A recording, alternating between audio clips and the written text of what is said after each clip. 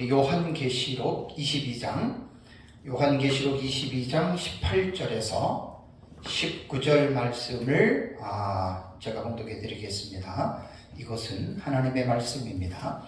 내가 이 두루마리의 예언의 말씀을 듣는 모든 사람에게 증언하노니 만일 누구든지 이것들 외에 더하면 하나님이 이 두루마리에 기록된 재앙들을 그에게 더하실 것이요 만일 누구든지 이 두루마리의 예언의 말씀에서 제하여 버리면 하나님이 이 두루마리에 기록된 생명나무와 및 거룩한 성에 참여함을 제하여 버리시리라. 아멘.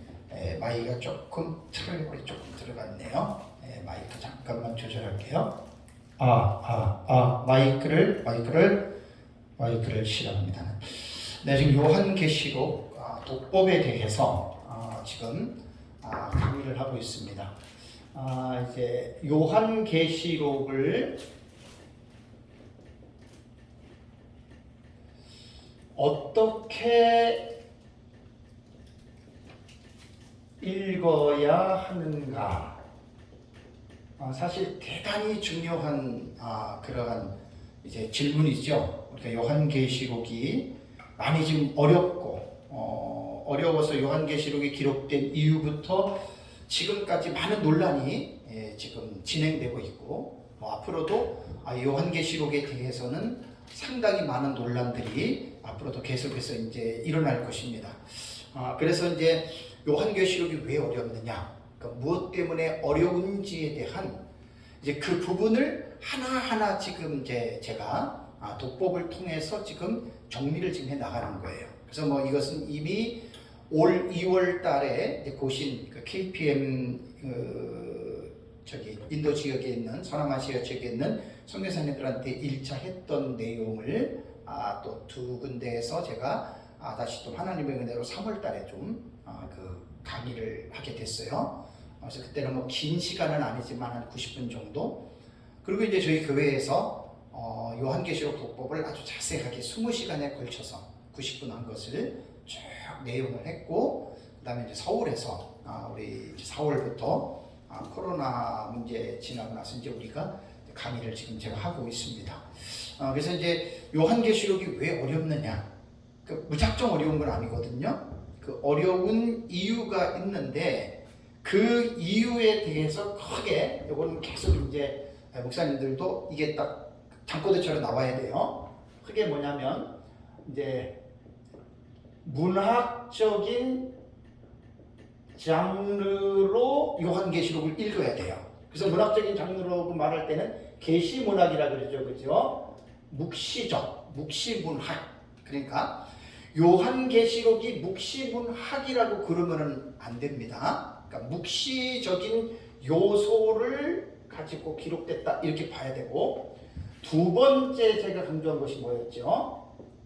해석학적인 구조로 요한계시록을 읽어야 됩니다. 이것은 모든 성경이 다 마찬가지입니다. 해석학적인 구조에서 첫 번째는 뭐라 그랬죠? 문장을 읽을 때 어떻게 읽어야 돼요? 그래서 요한계시록은 문자 아니면 상징으로 읽어왔습니다. 자, 이것은 2000년 기독교 역사를 통해서 내려왔던 모든 해석법들을 제가 지금 정리를 한 거예요. 어떤 내가 보는 관점이나 어떤 개인의 보는 관점을 말하는 게 아니라 객관적인 이러한 내용들이거든요. 두 번째는 요한계시록에는 사건이 기록이 되었잖아요.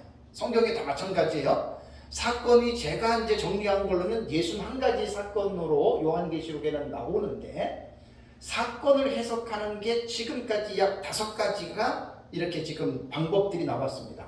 첫 번째가 뭐지요? 이제 과거주의 해석법이 나왔고요. 다음에 역사주의 해석법이 나왔고, 다음에 미래주의 해석법이 나왔고, 그 다음에 이상주의 해석법이 나왔고, 다섯 번째는 종합적인 해석법입니다. 그러니까 종합이라고 하는 말은 과거, 역사, 미래, 이상을 전체적으로 합쳐서 장점만을 가지고 종합해서 보는 관점이에요. 왜 그러냐면 이런 것들을 알지 못하면 대부분 이제 성경 해석도 그렇고 어떤 사상을 연구하는 사람들도 그렇고 개인의 주관적인 부분에 빠져요. 그래서 내 것만 옳다고 그래요. 내 것만. 근데 그게 저도 이제 계속 성경을 연구하면서 제가 이제 배우는 건데 객관적인 지식이 없이 자기 것만 연구한 사람들이 있거든요. 그런 사람들 사실 좀 위험한 사람들이에요. 어떤 분야든지 다 그래요. 신학도 그렇고 어떤 분야든지. 그래서 이제 해석학적인 구조로는 사건이 나오고 그 다음에 이제 세 번째가 뭐냐면 이제 오늘 공부할 내용이 단락의 해석법입니다. 단락. 파라그랍이라고 성경에 보면은 쭉 연결이 됐지만 그 연결이 된 내용 중에 단락들이 형성이 되어져 있어요. 이게 제일 중요합니다, 여러분. 이게 이제 제가 한 두 번째 시간부터 들어갈 거예요. 그래서 기본적으로 묵시문학적인 기본 지식을 갖고 요한계시록을 문자로 보느냐 상징으로 보시냐 결정하고 사건을 이 5가지 정도로 해석한다고 요한계시록을 아는 게 절대로 아니에요. 쉽게 말하면 기본 공부한 거예요. 여기까지. 근데 여기까지 기본 공부를 한다는 것도 쉽지 않아요. 지금 제가 하는 거는 체계적으로 지금 말씀을 드리는 거예요. 이제 앞으로 이제 이런 내용들이 책이 나오면 어떤 신학교든지 간에 종말론에는 반드시 제 책을 공부를 할 수밖에 없게 되어 있습니다. 이거는 전천년이 오르냐 무천년이 오르냐 세계주의가 오르냐 그걸 말하는 게 아니고 요한계시록을 어떻게 읽어야 하는지에 대한 기본적인 지식을 논하고 있기 때문에 이렇게 공부를 한 다음에 이제 나는 전천년이고 무천년이고 세대주의고 이걸 말하라는 이야기예요. 근데 이렇지 않고 우리는 무조건 배웠잖아요. 그렇죠? 단락의 해석법에도 이제 오늘 보면은 제가 5가지로 말씀을 드립니다. 이거는 제가 첫째 시간에 아웃라인을 다 말했잖아요. 첫 번째가 뭐였지요? 점진적 해석법, 두 번째는 반복적 해석법, 세 번째는 전진하는 반복법, 네 번째는 교차대꾸법. 이거는 키아즘이에요. 키아즘.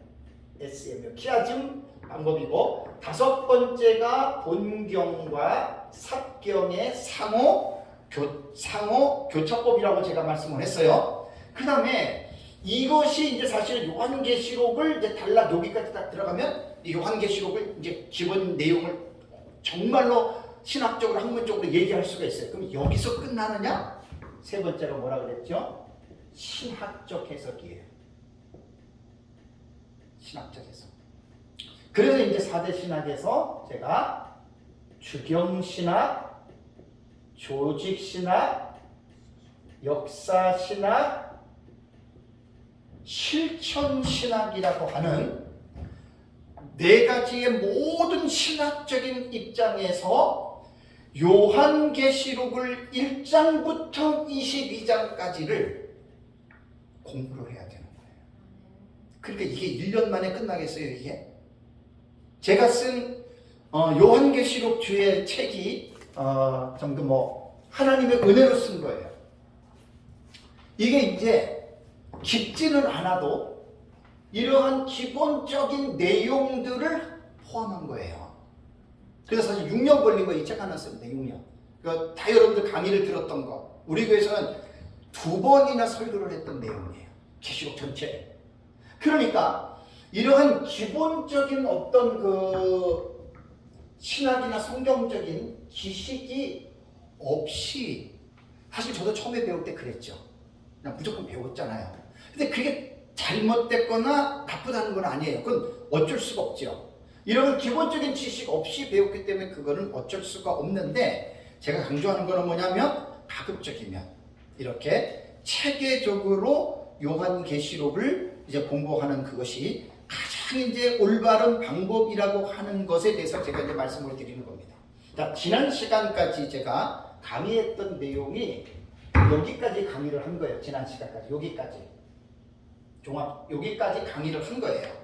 그러니까 여기까지 강의를 하면서 지난 주에는 제가 마지막 부분의 중요한 부분을 정리를 못한 게 있어요. 그거를 이제 이번에 마지막 지난번에 시간으로 생각을 해서 1시간을 제가 요 부분에 대해서 제가 이제 여러분들에게 좀 이제 중요한 부분들은 제가 이제 말씀을 드리겠습니다. 특히 그 요한계시록의 사건을 해석할 때 과거주의, 역사주의, 미래주의, 이상주의, 종합주의라고 하는 이러한 해석의 5가지 방법이 있는데 다 다르잖아요, 그죠?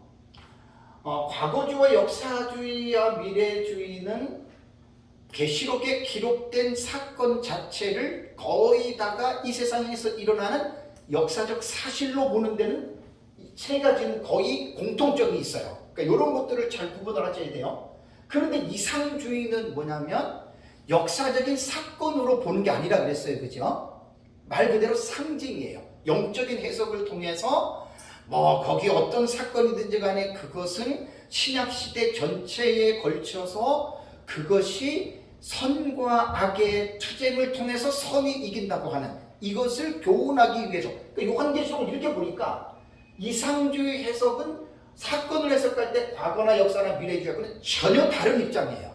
이게 뭐냐면 무천년의 해석이 이 해석이라고 하는 걸 꼭 기억을 하세요. 그러니까 대화가 안 되는 거예요. 싸워도 이거는 해결이 되지 않는 거예요.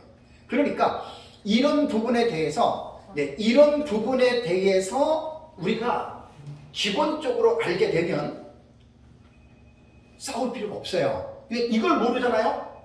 그럼 싸워요. 이거 여러분 정말로 여러분 이런 거 조심해야 됩니다. 그래서 제가 이제 요한계시록을 계속 연구를 하면서 초창기에는 몰랐는데 계속 연구를 하면서 이런 것들을 알게 되니까 싸울 필요가 많이 없어진 거예요. 그러니까 쉽게 말하면 상대방이 이해가 돼요. 왜 저 사람이 저렇게 이야기를 할까? 왜 두 증인을 어떤 두 사람이라고 하는 뭐 세대주의를 두 사람이라고 문자로 얘기하고 또 이제 무천년 같은 경우는 신약시대 전체에 나타나는 사역자들로 보는 그러니까 하나의 그게 아니잖아요, 그죠? 그래서 이해가 되는 거예요.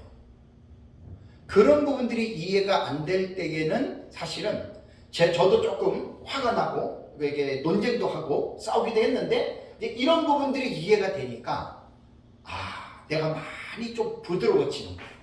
그래서 반드시 이런 부분들은 공부를 해야 됩니다. 그래서 마지막 시간에 제가 강조할 때 뭘 상당히 제가 강조했냐면 비판할 때 이게 조금 하울이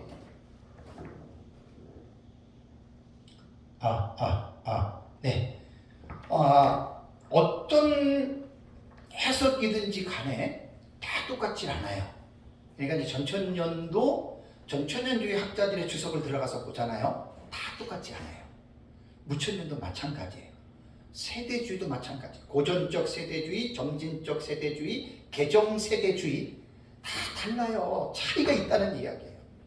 그래서 중요한 것은 뭐냐면 다들 천의 얼굴을 가졌고 백인백색의 책이기 때문에 똑같은 텍스트를 가지고 해석하고 이해하는 게 다 다르잖아요. 그러면 비판이라고 하는 거는 서로가 서로를 비판을 합니다. 여기서 이제 우리가 뭘 잊어서는 안 되냐면 비판을 할 때는 분명하게 비판을 하는 기준을 갖고 비판을 하라는 이야기예요. 이건 정말 되게 중요합니다. 이거는 모든 학자들은 기본적인 소양들이 있기 때문에 대다수의 건전한 학자들은 딱 자기들이 어떤 선에서 건전한 비판을 합니다. 그런데 학자가 아닌 목회자들부터 딱 이 레벨로 들어가잖아요. 조금 이제 지식이 좀 부족하고 편협적인 사람들은 자기 기준에서 뚜렷한 기준 놓고 자기 생각에서 안 맞으면 무조건 잘못됐다고 이렇게 이야기를 하는데 여기서 조금 조심 좀 하자는 겁니다. 지금 제 얘기는. 내가 당신이 뭐 14만 4천을 구원받은 총수로 본다. 그 무천년의 해석이잖아요. 그 다음에 유대인들 같은 경우는 그 14만 4천을 유대인들의 구원받은 총수로 봅니다. 그 다음에 역사적 그 전천년주의 같은 그런 뭐 또 혹은 무천년에서도 그 유대인의 구원받은 총수로 보는 경우가 있어요. 아마 무천년의 리처드 보컴 같은 경우가 14만 4천을 유대인들의 구원받은 자들로 보는 거예요. 그러니까 조금 전에 말씀드린 대로 무천년이라고 다 똑같은 게 아니에요. 전천년이라고 다 똑같은 게 아니라고요. 그래서 지식을 폭넓게 갖게 되면은 우리가 어떤 부분과 어떤 사상에 대해서 고착화시켜가지고 이것은 이렇다라고 절대로 말할 수가 없어요. 절대로 말 못합니다. 그러니까 무식이 담대하다고 지식의 범주가 좁은 사람은 그 좁은 것 가지고 마치 그게 대단히 착각하는 거예요. 그래서 많이 알면 많이 알수록 비판을 조심스럽게 합니다. 꼭 제 말이 맞아요. 모를수록 과격하게 비판을 합니다. 그러니까 나랑 틀리면 당신은 잘못된 거예요. 그 사람이 지식의 범주가 되게 좁아요. 좀 오해하지 마십시오. 무식해서 그래요. 그리고 또 하나, 사람은 인격이 있잖아요. 그 사람의 됨됨이.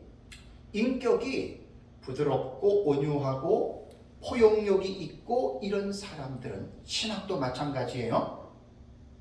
과격하게 안 합니다.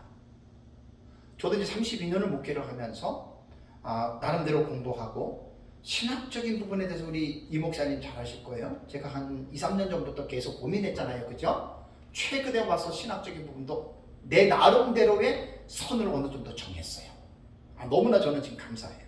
뭐 강의 때나 설교 때 계속해서 이제 그런 내용이 나온다는 거예요. 그래서 이 비판이라고 하는 것은 어떤 사건, 두주인에 대한 사건도 과거와 역사와 미래와 이상과 종합주의의 해석들은 똑같지 않아요. 달라요. 분명히 달라요.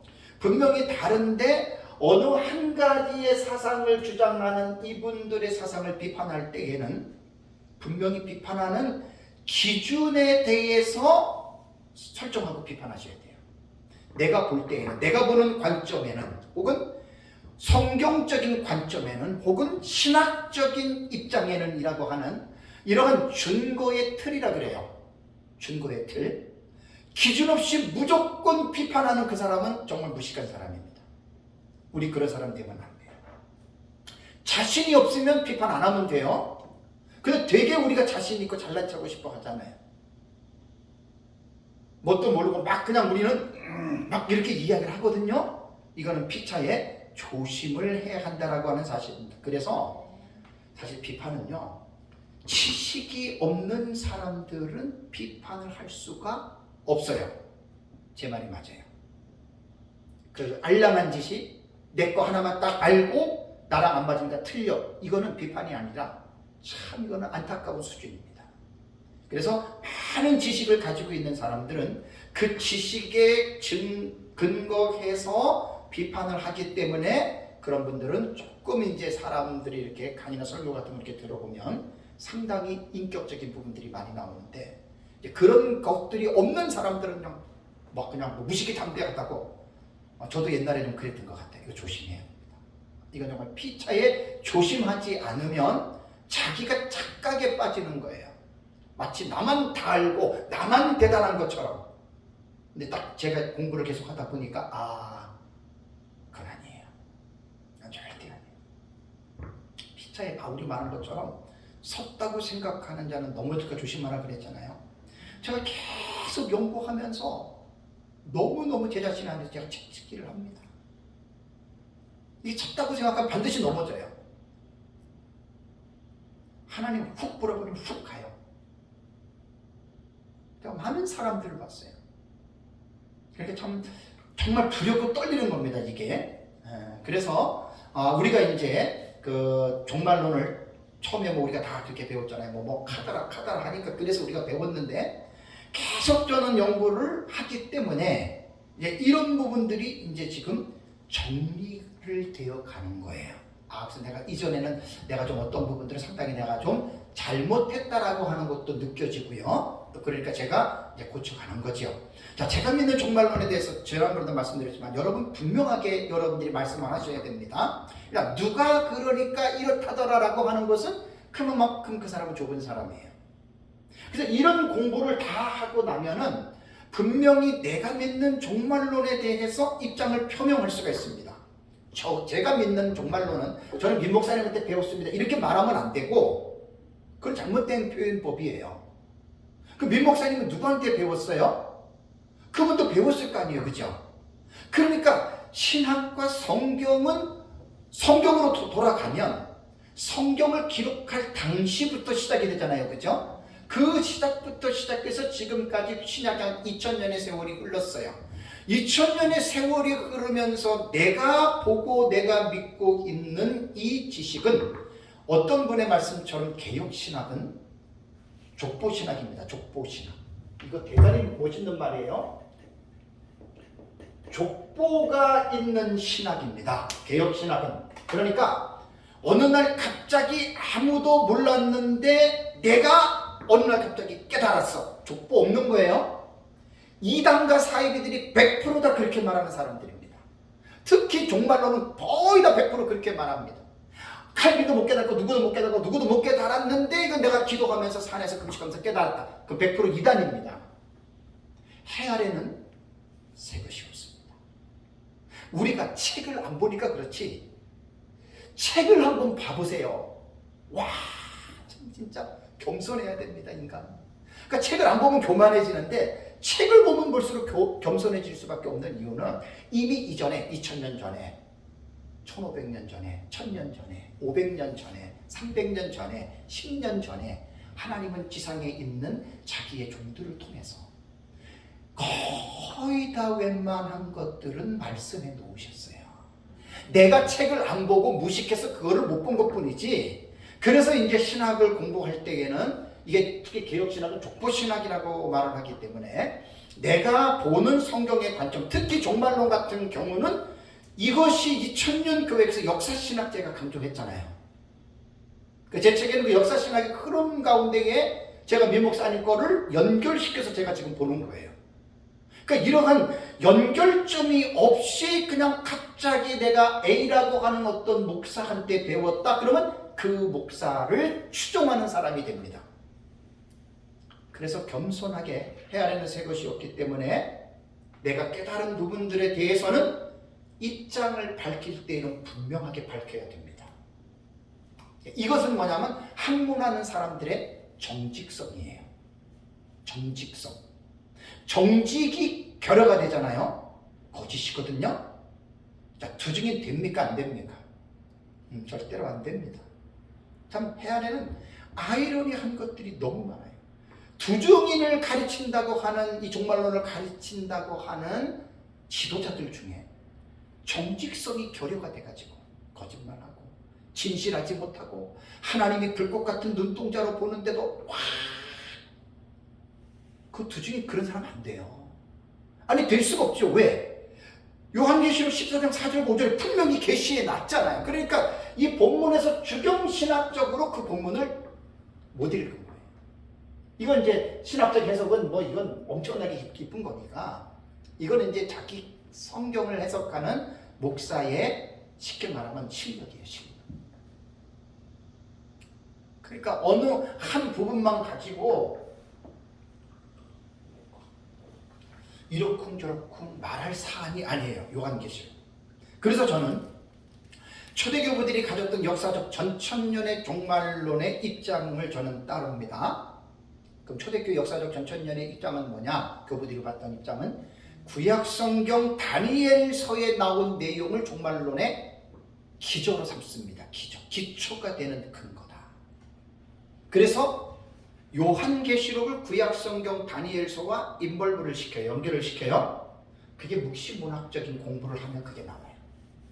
그 연결을 시키고 그 다음에 다니엘서에 나타난 종말론 중에 특히 9장의 71회가 요한계시록을 해석하는 열쇠가 된다.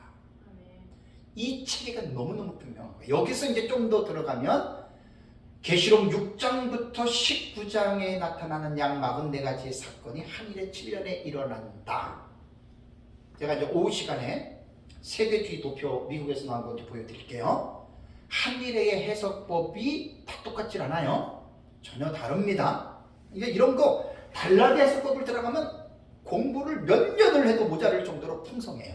근데 이제 제가 그렇게 여러 분야를 공부할 수 있는 시간도 없고 지금 그것도 힘들어요, 제가. 그래서 이제 어느 정도만 내가 윤곽만 지금 잡아가지고 제가 지금 이제 나가는 거거든요. 그래서 이제 그 6장에서 19장에 있는 내용이 요한계시록이 제일 어려운 내용이거든요. 그래서 이제 이러한 부분들에 대해서는 뒤에 내가 자세하게 제가 좀 이제 말씀을 좀 제가 드리겠습니다. 그래서 저는 미래적 해석법으로 보는, 이제 우리가 사건을 미래적 해석법으로 본다 그랬어요. 그죠? 미래적 해석법도 철저한 미래주의입니다. 우리는 하늘의 7년으로.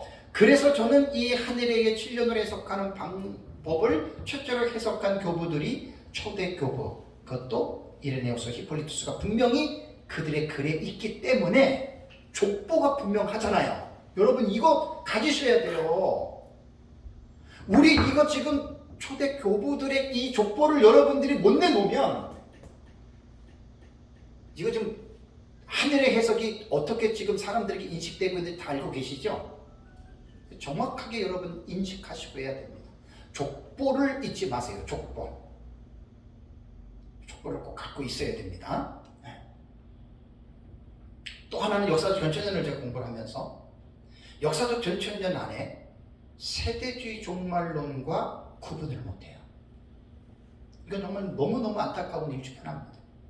중요한 어떤 그 교리 환란전 휴거라, 세대주의 환란전 휴거라든가 예수님 두 번 재림한다든가 그 7년은 대환란이라든가 거기는 이스라엘만 유대인들만 환란, 이거는 사실은 이제 우리랑 전혀 다른 내용이잖아요. 그런데도 이게 비슷한 궤도에서 지금 같이 가고 있거든요. 요런 것들은 대부분 사람들이 구분을 해요. 구분을 하는데 제가 요한계시록을 1장부터 22장까지 주해를 한 사람이기 때문에 하나하나의 해석이 딱 들어가면 와, 그래서 이게 주경신학이 되게 중요합니다. 주경신학. 목사님들 어차피 교회에서 요한계시록을 가르치려면 주의 설교를 하셔야 돼요. 저 같은 경우는 1년씩 꼬박 첫 번째 할 때는 1시간 반 설교씩 해가지고 1년에 나는 7년 내내 끝냈거든요. 그래도 우리 교회에서 또 한 1시간 정도의 시간을 해서 또 1년을 했고 지금 또 하고 있어요. 그러니까 저는 특별한 거예요. 그러니까 웬만한 교회에서는 이렇게 못해요. 그죠? 그러니까 우리 교회 같이 몇 명 안 되니까 계속해서 저는 반복을 하면서 제가 처음에 9년 전에 여기에서 강의했을 때 그 원고들 강의한 데 다 있으세요? 그때 처음 하는 거기 때문에 저도 맞춤법도 들리고 문장도 안 맞고 그랬어요. 계속 저는 공부를 하면서 이게 지금 정리가 되는 거예요. 이게 지금 깊어지는 거예요. 절대 첫 번째 그렇게 깊이 할 수 없습니다. 누구나가 다 시행착오를 이제 이렇게 겪어야 됩니다. 그러면 제가 이 시간에는 한 30분, 40분 동안 이제 지난 시간에 요 부분에서 다른 해석을 따르고 있는 사람들이 미래적 해석을 하고 있는 역사적 전천년을 비판하는 점들이 있습니다.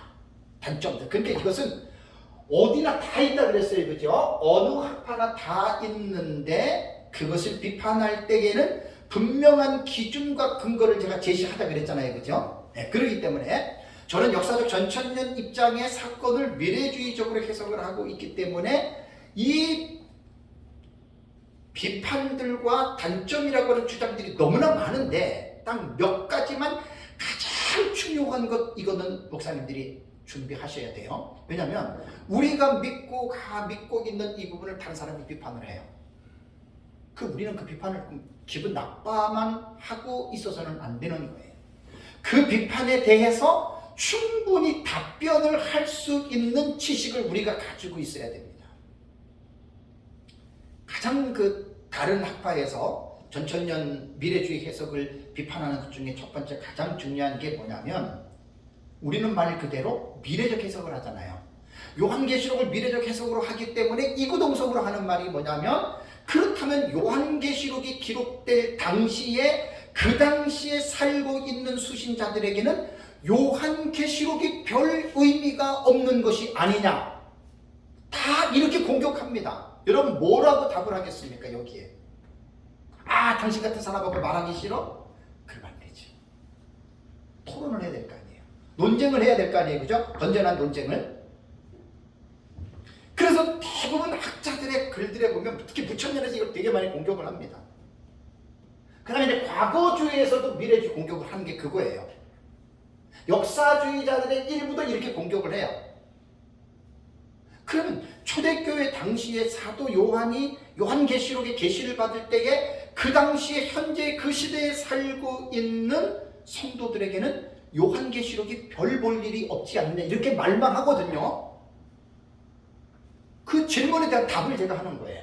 이 책에 제가 이제 쓸 거예요. 책에 이 부분은 왜 그러냐면은 그거는 그분들이 몰라서 그래요. 자, 여러분 우리가 요한계시록을 그 1장 19절 기억나십니까? 내 본 것과 지금 있는 일과 장차 될 일을 기록하라라고. 요한계시록 1장 19절은 계시를 수여하시는 예수 그리스도께서 요한계시록의 구조를 확립시켜 준 거죠. 그죠? 그러니까 어떤 신학자가 그렇게 구조를 확립시켜 준 게 아니에요. 그래서 요한계시록은 1장부터 22장까지가 있는데 사도 요한이 그 당시에 본 계시가 1장과 4장과 5장이라고 했습니다. 그 다음에 지금 있는 일은 2장과 3장의 7교회입니다. 우리 미래적인 해석은 이렇게 하잖아요. 그죠? 근데 미래주의 해석에서 거의 많은 사람들이 4장과 5장도 미래주의로 해석을 해요. 그러니까 이런 사람들은 입지가 더 좁아져요. 1, 2, 3장밖에 안 돼요. 근데 저는 5장까지 얘기를 해요. 자, 이렇게 비판하는 사람에게 저는 이렇게 변증을 한다는 거예요. 우리는 요한계시록을 1장부터 22장까지 전체적인 미래로 보지 않습니다. 1, 4, 5장은 그 당시에 요한 당시에 살고 있는 당시에 일어났던 일을 사도 요한이 계시를 했기 때문에 그 당시에 살고 있는 로마 제국 치하에서 신앙생활하고 있는 디아스포라들도 그 1장과 4장과 5장을 읽으면 그 당시에 충분히 상황을 이해했을 것이고 2장과 3장의 내용도 그 당시에 있었던 7교회의 일이기 때문에 요한계시록을 전체를 우리가 미래로 보는 것이 아닙니다. 자, 제가 이렇게 정중하게 표현을 한다면 그 모든 미래주의적인 해석법을 잘못됐다고 해석하는 사람들이 제 말을 들으면 어떤 생각이 들겠어요? 기분이 나쁘겠어요? 아니면은 자기들의 생각을 좀 뭔가 재고해야 되겠다는 생각을 하겠어요? 재고해야 되겠다는 생각을 하는 거예요. 이게 뭐냐면 변증이에요. 변호예요. 우리가 나랑 안 맞는다고 해가지고 막 그 무식하게 공격하고 막 비난하고 막 거기에서 서로 막 그냥 싸우고 언쟁을 높이면서 이것은 신사적인 게 아닙니다. 그건 절대 하나님이 원하시는 게 아닙니다. 학문적인 토론과 논쟁은 분명한 근거를 가지고 객관적인 지식들이 뒷받침이 되면 되는 거예요. 그래서 이제 저는 그렇게 말하는 사람들에게 1장과 5장을 보면 그 당시에 살고 있는 교회 성도들이 그 당시에 일이 5장이 기록되어졌기 때문에 그 당시에 존재하는 사람들에게 분명히 그 말씀이 이해할 수 있는 내용이다. 그러면 이제 그 사람들이 너무나 편협적으로 지금 우리 미래주의를 공격했잖아요. 그죠? 제가 이걸 연구하다 보니까 이제 변증하는 지식이 생긴 거예요. 그 사람들이 좀 조심해야 되는 거예요. 지금 이게 대학자들이 지금 추석에 써놓은 거예요. 저랑은 비교가 안 될 정도로 대학자거든요. 근데 그들이 그렇게 한 말들이에요. 그걸 제가 역사적 전천년 미래주의 해석을 하는 입장에서 지금 변증을 하는 겁니다. 자, 보세요. 요한계시록은 3가지 형태로 기록이 됐어요. 뭐죠? 서신서적인 형식도 있고 뭐가 있습니까? 예언적인 내용도 있어요. 또 하나는 뭡니까? 묵시적인 형태가 있어요. 그러니까 신약 성경의 사도 바울의 서신서 그러면 서신서에 대한 형태만 갖고 나가잖아요. 그죠? 근데 요한계시록은 3가지의 그 형식들이 요한계시록 안에 담겨져 있어요. 서신서의 형태는 2장과 3장에 보면은 7교회에게 편지하라 충분히 우리 2장과 3장에서 그 당시에 있었던 일로 우리는 읽어낼 수가 있고, 예언적이라고 하는 의미는 뭐지요? 장차 될 일들을 미리 말하는 거잖아요. 그죠? 그럼 봅시다. 예언적인 입장으로 볼 때 우리는 어떤 분들은 이제 4장부터 장차될 일로 보는데 우리 6장부터 봅니다. 6장부터 이후의 계시는 우리는 장차될 일들의 계시로 우리는 해석을 합니다. 이건 뭐냐면 예언적인 요소를 가지고 우리가 그 6장 이후를 우리가 본다라고 하는 말입니다. 자, 그러면 사도 요한 당시에 보통 주후 96년경에 요한계시록을 기록을 했는데 그 시대에 살고 있는 자들에게 그 계시가 1차적으로 주어졌잖아요. 그렇죠? 자, 그러면 구약 성경 예언서에 대한 의미가 뭐죠?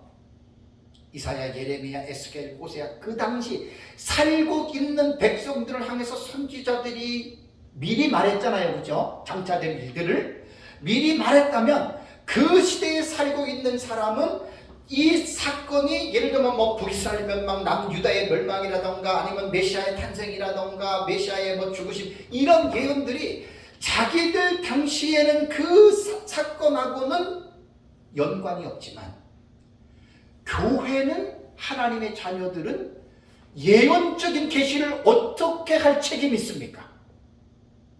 그 예언을 받아들이고 수용하고 보존하고 전수할 수 있는 책임이 교회에게 있는 거예요.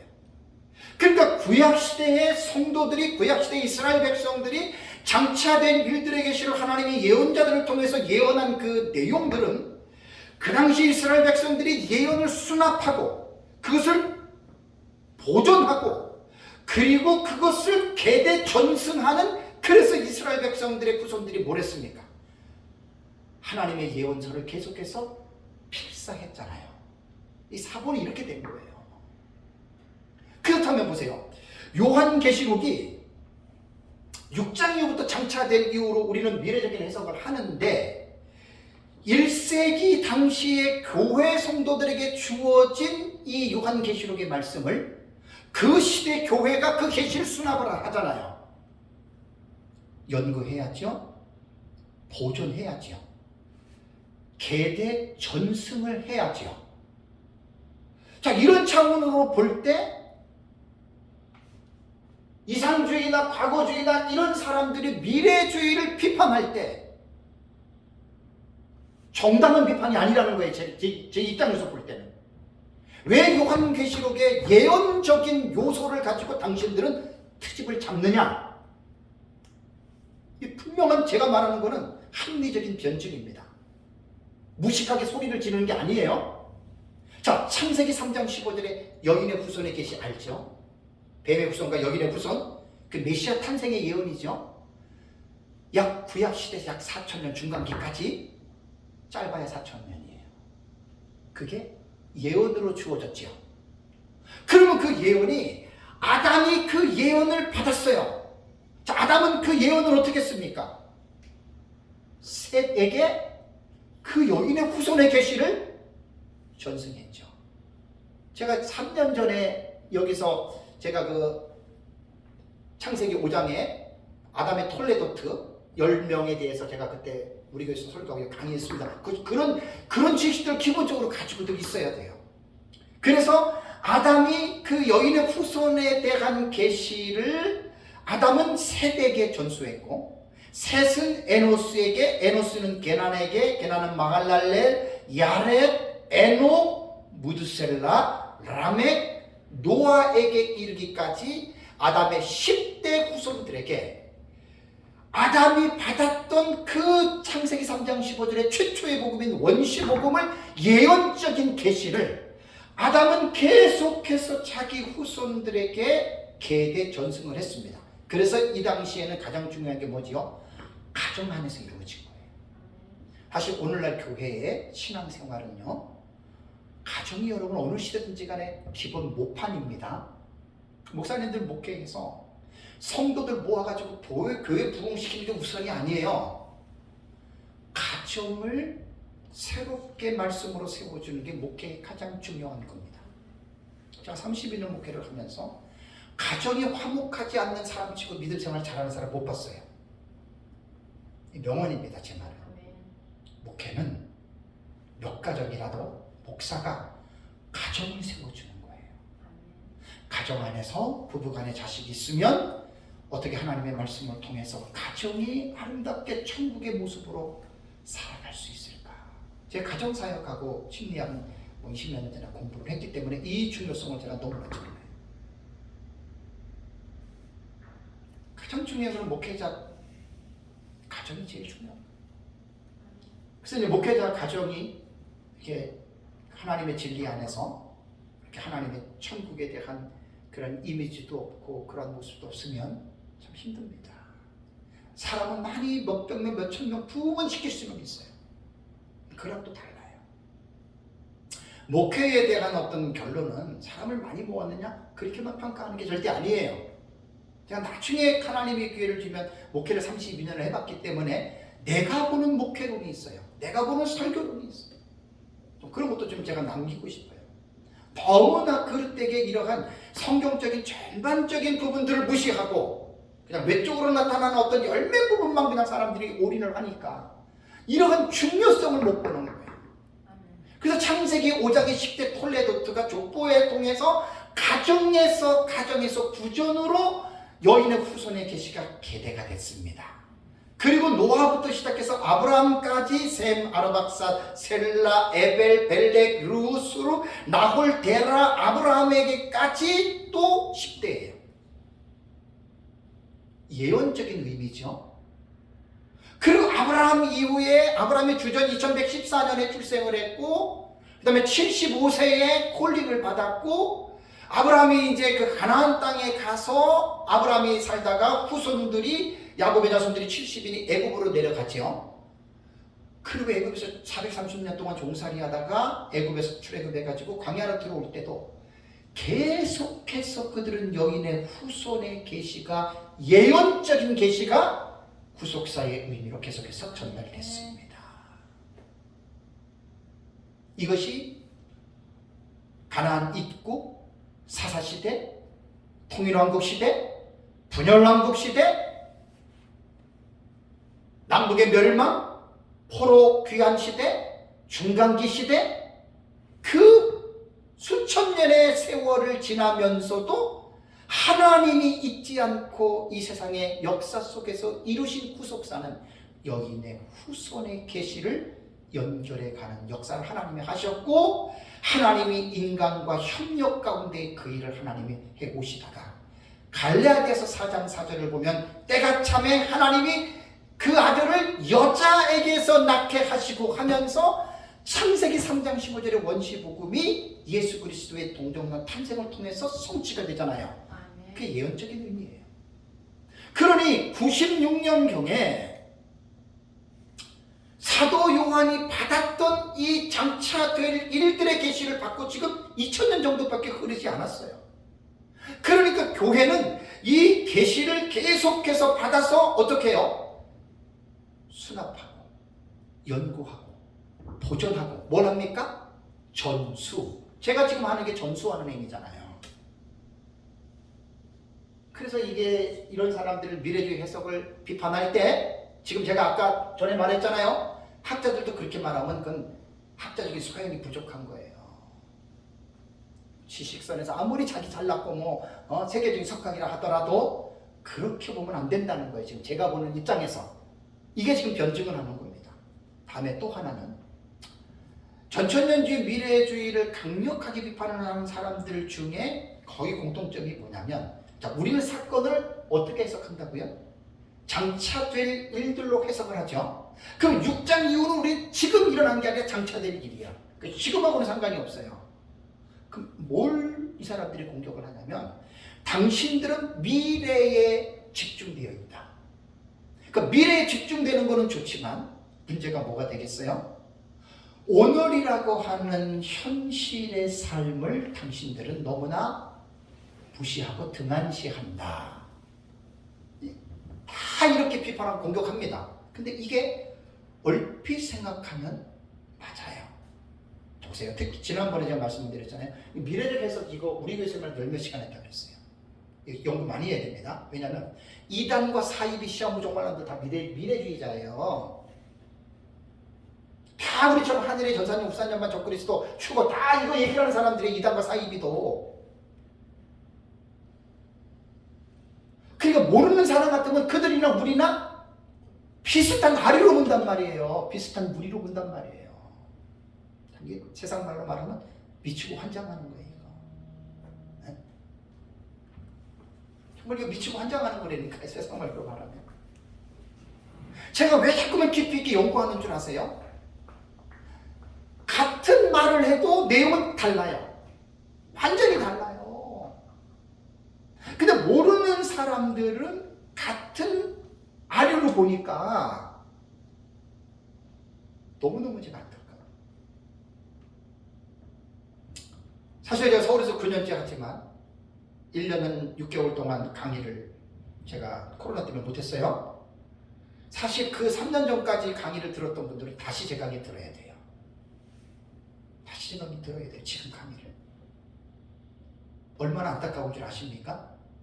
지금 이런 기본적인 이 강의 없이 그거는요. 제가 가르쳤던 저 내용은요. 이란도 사이비도 다 저렇게 얘기를 하는데 우리랑 달라도 저런 틀로 다 얘기를 해요. 저런 틀로. 참 안타깝습니다. 정말 안타깝습니다.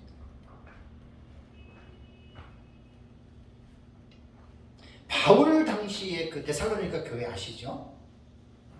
왜 사도 바울이 일하기 싫어하는 자는 먹지도 말라고 책망한 줄 아십니까?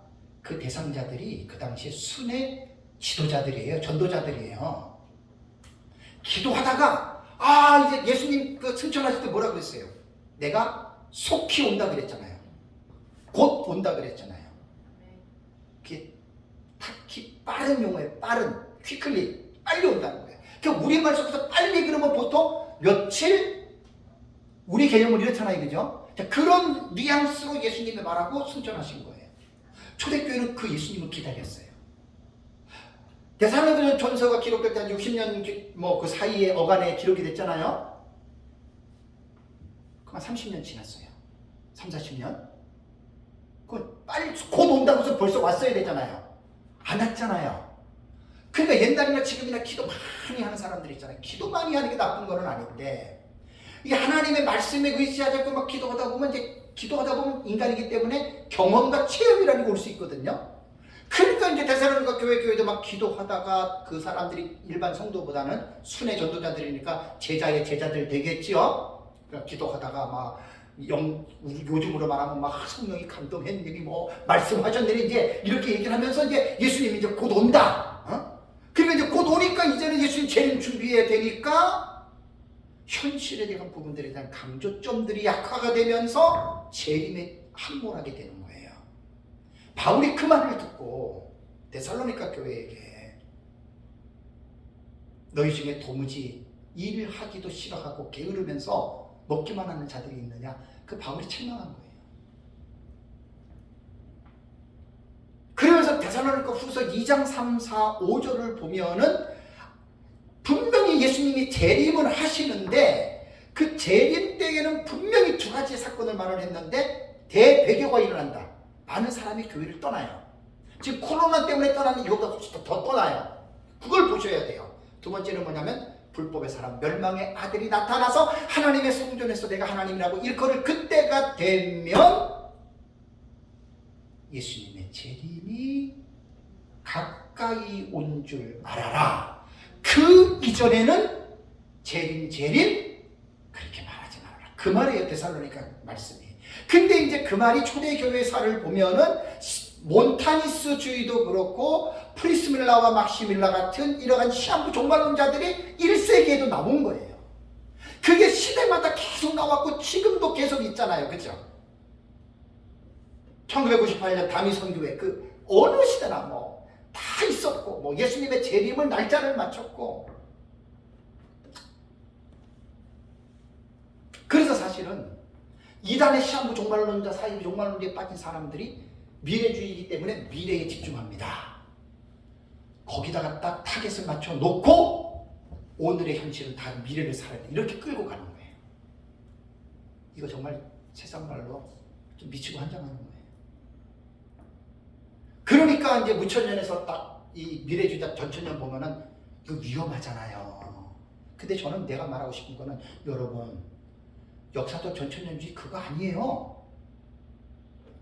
장차 될 일들에 대한 계시는 우리가 계시를 통해서 알고 있고 보존을 하되 오늘이라고 하는 현실을 무시하는 것이 과연 이게 역사적 전천년 종말론이냐? 아니잖아요. 그죠? 그러니까 이거를 분명하게 그들의 오해를 우리가 지금 풀어줘야 된다는 이야기예요.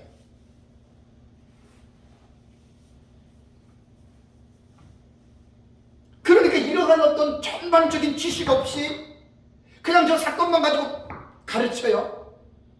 아이고 참, 기다리는 사이비는 별 다를 바가 없다니까. 그래서 목사님들이 공부 많이 하셔야 돼요. 계속 하셔야 돼요. 제가 아마 저거 민 목사님 때 배우고 지금까지 연구를 안 한다면 롱웨이가 안 돼요. 왜? 저거 1년이면 다 끝내요. 내용 1년이면 다 끝낸다고요. 그럼 끝내고 또 가르쳐야 되잖아요. 뭘 가르칠 거예요? 끝냈어요. 저는 계속해서 연구를 하니까 계속해서 나오잖아요. 지금 이런 게. 근데 연구하는 건 목사님도 쉽지 않습니다. 돌아다니는 거는 쉬워도 앉아있는 건 쉽지 않아요. 지도자가 될 사람들은 제가 늘 에스라에서 전에 많이 말씀을 드렸지만 돌아다니기 시작한 사람들은 지도자의 자격 없습니다. 깊이들이 없어요. 정말 쉬운 게 아니에요. 요한계시록을 연구할 때 주경신학 이게 좀 중요한데 거의 한국의 목사님들 중에 주경신학에서 원어 보는 목사님들 몇 명이나 될 것 같아요. 신학자들도 거의 없어요. 제가 이번에 이제 한 2달 정도 끝나면 우리 교회에서 에베소서 원문 주의 설교 들어갑니다. 기도 좀 많이 해주세요. 자랑하려는 게 아니라. 제가 요한계시록을 주의 설교를 했잖아요. 성경은 그렇게 다 주의 설교해야 돼요. 근데 그 주의 설교 하려고 그러면 실력 없이 절대 못해요. 지금부터 준비하고 있어요. 헬라어 원문 다 복사해놨고 한글 다 해놨고 또 옛날에 서상근 목사님한테 1박 2일 공부한 거 있잖아요. 그 책도 다 있고 이정구 목사님 준 거 그 저기 무슨 교수님 준 거 그것도 반쪽 있고 또 주석도 많이 있어요. 그거 이제 공부를 해 들어가면 설교라는 게 여러분 그렇게 간단하게들 생각들 하지 마세요. 목사님들 그냥 성도도 할 수 있는 설교. 참. 그러니까 설교를 위해서 공부들을 목사님들이 준비 안 하는. 기도만 막 한다고 해서 뭐 뻥 그거 가지고 설교한다고 해대니 성경의 텍스트를 갖고 연구를 못하는데 뭐가 되겠어요? 제 책은요 자랑이 아니라 무천년 전천년을 떠나서 주회가 뭔지에 대해서 계시록 1장부터 22장까지를 전개한 걸 한번 보세요. 전개한 거를. 이게 설교 원고예요. 지금 제 설교 원고. 목사님들 교회에서 설교 어떻게들 하세요? 원고들 한번 좀 갖고 와보세요. 어떻게들 목사님들 교회에서 설교하시나? 이런 과연 기본적인 주회적인 그 틀을 갖고들 설교들 하세요? 사실 거의 그 설교입니다. 목사님들 설교들. 맨날 그 설교. 저도 원어 잘 모르지만 계속 공부하고 있어요. 특히 헬라어나 히브리어 같은 경우 동사 언어라 그러잖아요. 동사를 딱 들어가 보세요. 시 상태를 한번 보세요. 현재, 분사, 능동태, 중간태. 이거요.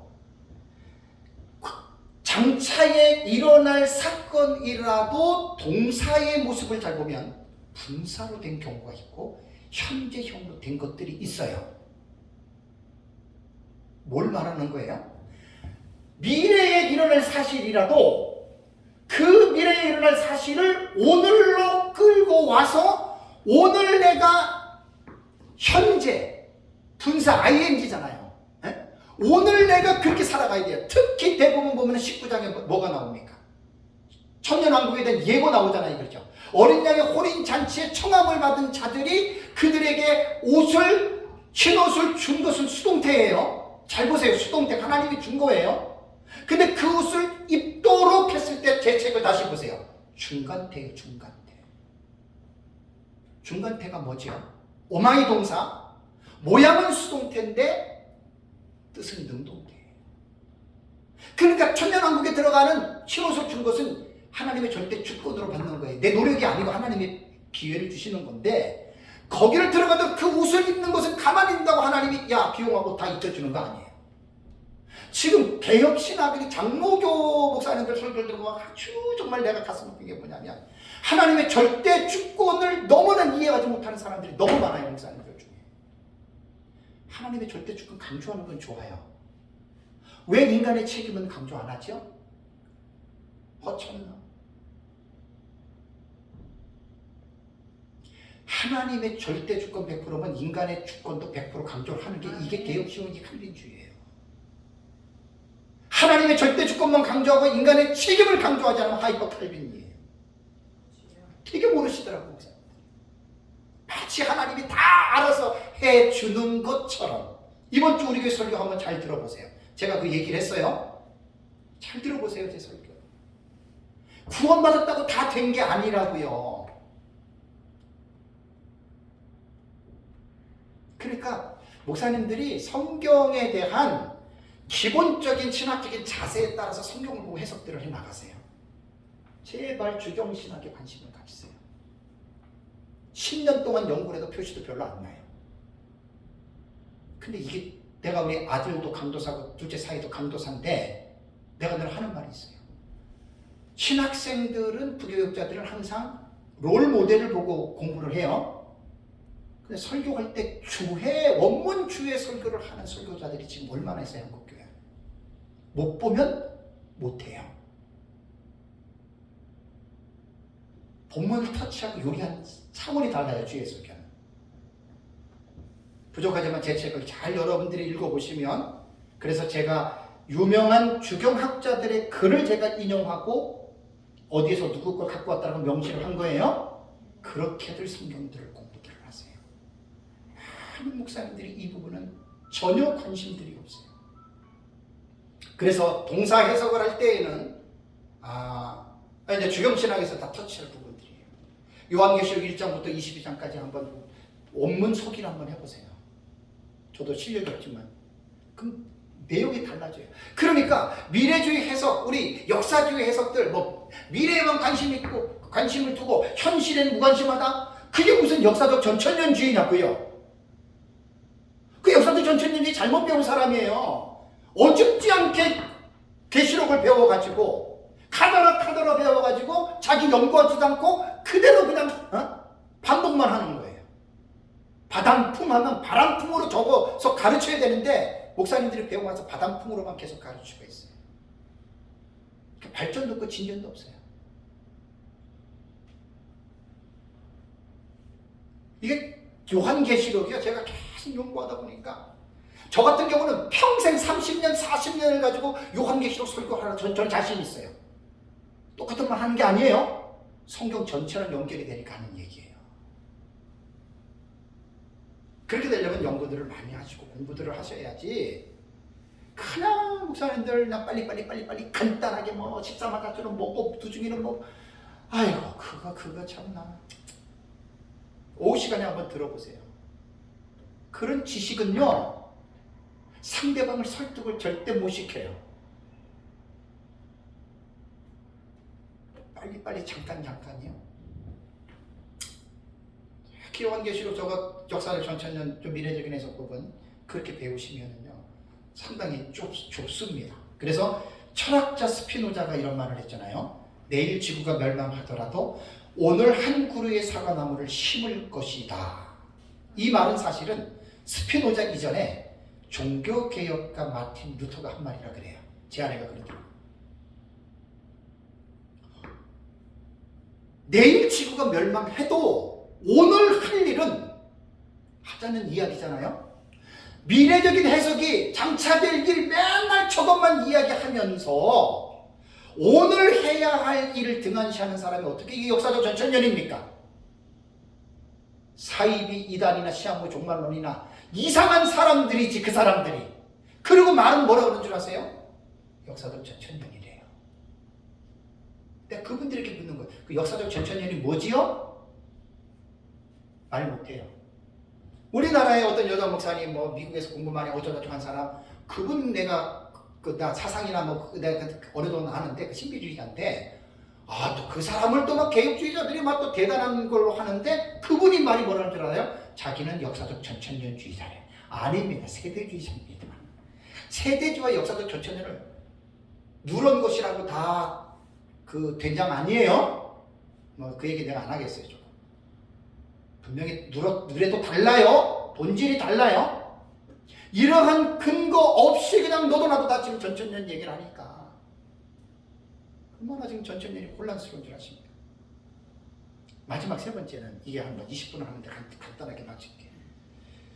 이 상징의 해석을 하는 특히 무천년에서는 역사적 전천년을 어떻게 비판을 하냐면 왜 계시록 문자로 해석하느냐 이렇게 비판합니다. 그러면서 그분들의 말은 뭐냐면 계시록은 묵시문학이기 때문에 묵시문학이라고 규정 짓는 사람은 무천년주의자 무식한 사람입니다. 학자들도 그런 사람들이 간혹 있는데 무식한 거예요. 묵시문학은 두 가지 정확한 게 조건이 설정이 돼야 돼요. 저자가 미상이 돼야 돼요. 요한계시록 누가 쓴지 몰라요? 요한이 썼잖아요. 묵시문학 아니에요. 또 하나 묵시문학이라고 할 때에는 특별 계시는 하나도 없습니다. 묵시문학이 성행하던 시대는 주후 2세기부터 AD 1세기까지 학자들이 다 그렇게 말해요. 그런데 어떻게 요한계시록 묵시문학이라고 말을 합니까?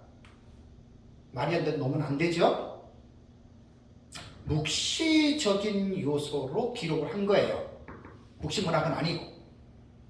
그래서 요한계시록은 하나님의 성령의 감동으로 기록된 특별 계시입니다. 중간기 시대에 기록됐던 유대의 묵시문학들은 특별 계시는 아닙니다. 역사적으로 조금 도움은 얻을 수는 있지만 특별 계시는 아닙니다. 이런 차원에서 요한계시록을 묵시문학으로 말하는 것은 이거는 어불성설이라고 하는 것 여러분 꼭 기억을 하셔야 됩니다. 그래서 이제 무천년주의자들이 이제 우리 역사적 전천년은 텍스트 문장을 해석할 때 우리는 문자적 해석을 중요시합니다. 우리 역사적 전천년은. 그리고 상징의 해석도 상당히 많이 합니다. 왜냐하면 요한계시록이 기록된 문체로 볼 때 상징적인 의미가 거의 반 이상이에요. 자, 해로 옷 입은 여자를 문자적으로 해석할 수 있나요? 없지요. 상징의 기법으로 기록된 거예요. 바다에서 올라오는 짐승 10뿔, 땅에서 올라오는 짐승, 그거 문자적으로 해석할 수 있나요? 아니잖아요. 그러니까 우리 역사적 전천년은 참 제가 감사한 게 뭐냐면 무천년은 모든 텍스트를 상징으로 보고 세대주의는 모든 텍스트를 문자로 보는 반면에 역사적 전천년은 문자적 해석을 중시하면서 상징의 해석도 병행한다. 제가 나중에 이제 시간이 되면 계시록 1장부터 22장까지 문자적 해석과 상징적 해석을 제가 갈라놓을 거예요. 근데 독자들이 보기 되게 쉽죠. 그러니까 제가 할 일이 너무 많아요 지금. 요한계시록만 가지고도 할 일이 너무 많아서 저는 내 몸이 진짜 대여섯 개만 됐으면 좋겠어요. 지금 말한 거 이거 1장부터 하면 또 앉으면 금방 저는 이제 정리가 되지요. 이런 것들 지금 다 해놔야 된다고요.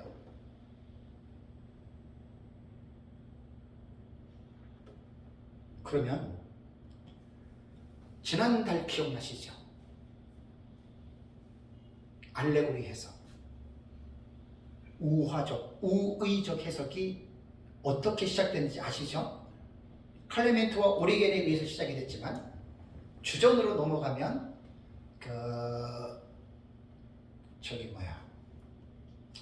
뭔가 로마의 그런 어떤 그 학생학자들이 있거든요.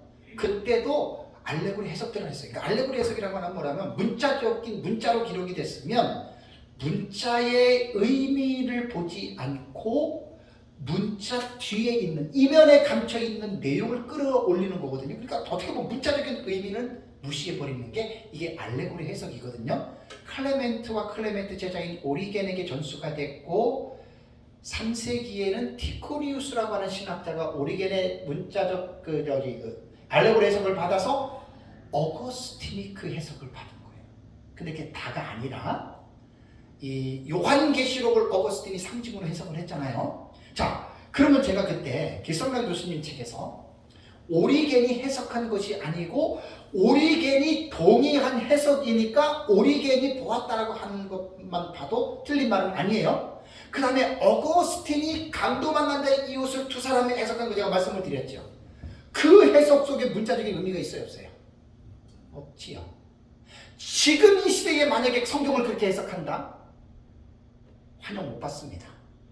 한국에 한 60년, 70년 전에 사실은 우리 그 선배 목사님들이 그때는 신학이 좀 부족한 그런 시대에는 좋게 말해서 영해지, 좋게 말해서 영해지 알레고리예요.